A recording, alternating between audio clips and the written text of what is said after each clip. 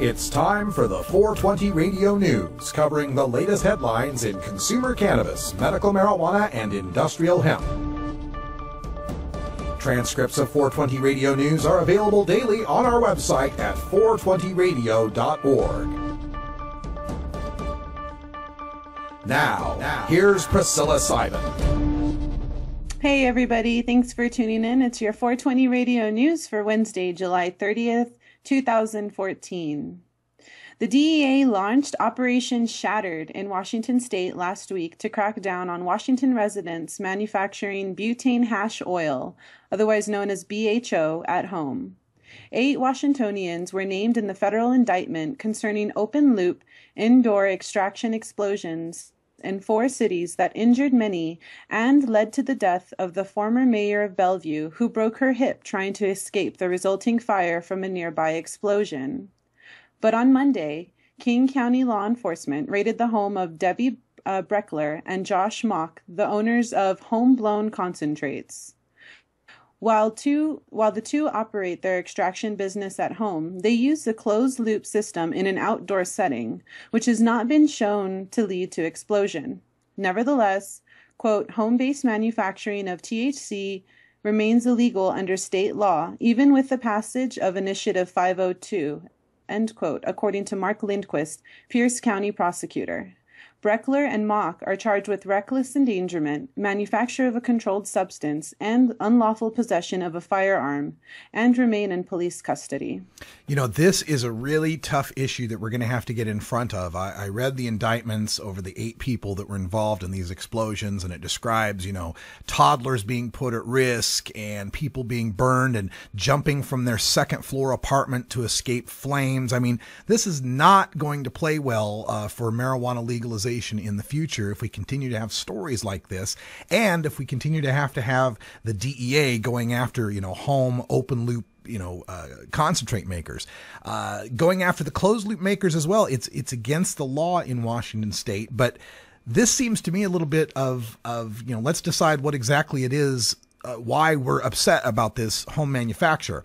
If it really is about the explosions, then wouldn't we want to encourage people to use closed loop systems, to encourage them to do it the right way, to do it outdoors in this scenario, at least to provide some way of perhaps licensing and inspecting people that want to do this at home? We are talking about a situation in Washington state, and according to all reports on Breckler and Mock and their company, they were making concentrates for medical users. They weren't involved in trying to supply any sort of recreational black market use. They were, you know, helping out the quasi-legal dispensaries there in Washington state. And according to the testing that was performed at various labs at various times for their product, we're providing a very pure, free of contaminant sort of product. So that's the kind of manufacturer that we should be trying to encourage. I'm not saying this should just go without any sort of regulation. We definitely have to have some sort of regulation, inspection, make sure people are doing this thing safely.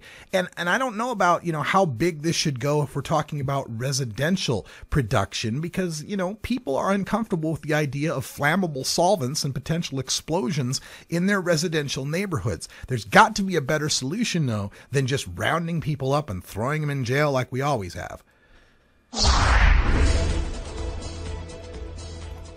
The Oregon Legislative Review Office is estimating tax revenues from legal marijuana to be just 41% of what legalization proponents predicted. A study commissioned by New Approach Oregon by the firm Econ Northwest estimated annual tax revenues of $38.5 million in the first year of its proposed marijuana legalization, but the LRO is estimated only $16 million. The legislature's estimate predicts fewer pot tourists than Econ Northwest does, and no immediate drop in prices, concluding that 2/3 of Oregon's tokers will stick with their black market sources, where Econ Northwest estimated only 60% would stay on the black market. LRO also estimates that regulatory costs for the Oregon Liquor Control Commission would total $7 million, bringing the next revenue down to just $9 million per year. Yeah, all right. So it might bring in $38.5 million in taxes. It might bring in $16 million in taxes. It might bring in a net of $9 million taxes. No matter how you slice it, it's infinity% more than what we're bringing in now. Exactly. We're bringing in zero now, right? Well, let's bring in something. And the only thing I fear about this is how the opponents will paint this as, see, the legalizers are promising pie in the sky, and it's not really going to be that good. They're already trying to do that with Colorado, you know. They already said, first it was this high, and then it's only a third of what that estimate was going to be.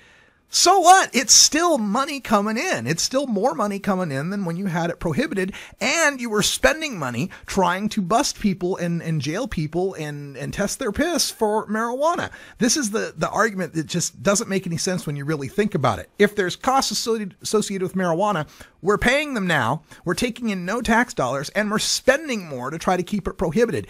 Even if it's a wash, even if it's just a break-even proposition on the tax revenue versus the costs, we're still doing better than the negative outflow that we've got going on under prohibition.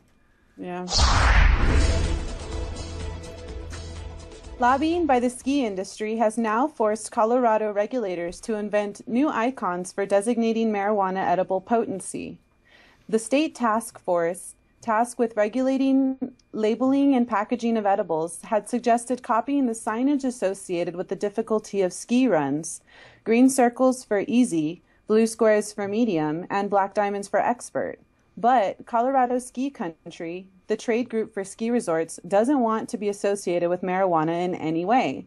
They lobbied for and got added to the regulations a ban on marijuana products being labeled with, quote, signs or symbols associated with another Colorado business or industry, end quote. Read broadly, this could mean edibles couldn't be distinguished by numbers of stars or thumbs up, like rating movies, any numeric scale, like rating hotels, or even terms like mild, medium, and strong, like salsa or coffee. I guess we'll have to stick with what we know, like on a scale of Cheech to Chong. How high is this going to get me? I think this package has 1.3 Chongs. You know, they go so far out of their way. You know, the other silly part about this, you know, and this happens whenever medical states come up and they start talking about labeling edibles, is they don't want them marked with pot leaves. You know, they'll say you can't advertise with a pot leaf. We don't want pot leaves on the store, and for God's sake, don't put pictures of pot leaves on the edibles. Why? What better symbol could you have to explain to someone that, hey, this thing's got pot in it? Everybody knows what the pot leaf is. Even kids know what the pot leaf is. Instead, we're going to force them to come up with some brand new symbol and then have to teach everybody what that brand new symbol means. It's just ridiculous. I liked the idea of the double black diamond Chiba Chew. I thought that would have been pretty cool. Oh, well, I guess we'll have to come up with something. Good thing that marijuana leads to enhanced creativity, huh? Exactly, yes. Decriminalization initiatives for the November ballot in New Mexico's two largest cities are facing opposite outcomes. Officials in Santa Fe on Friday certified about half of over 7,000 signatures submitted as valid, but the 3,569 valid signatures are well short of the 5,763 needed to make the ballot. However, City Clerk Yolanda Vigil said petitioners still had almost 2 more months to submit the 2,194 remaining signatures.